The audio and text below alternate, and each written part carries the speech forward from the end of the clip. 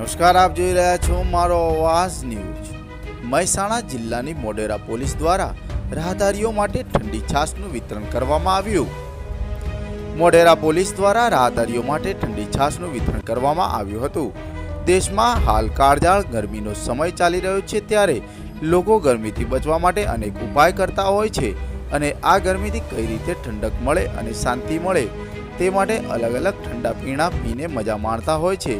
ત્યારે વાત કરવામાં આવે તો મહેસાણા જિલ્લાના મોઢેરા પોલીસ સ્ટેશનના પીએસઆઈ જોશી તથા પોલીસ સ્ટાફના મિત્રો દ્વારા રસ્તા ઉપરથી નીકળતા તમામ રાહદારીઓ માટે ઠંડી છાશનું વિતરણ કરવામાં આવ્યું હતું, જ્યાં આ રસ્તા ઉપરથી પસાર થતા લોકો થોડાક સમય માટે છાંયડામાં ઊભા રહીને ઠંડી છાશનું વિતરણ કરવામાં આવ્યું હતું, જેમાં ત્યાંથી નીકળતા તમામ રાહદારીઓ આ ઠંડી છાશ પીને પોલીસ સ્ટાફનો આભાર પણ વ્યક્ત કરતા જોવા મળ્યા હતા।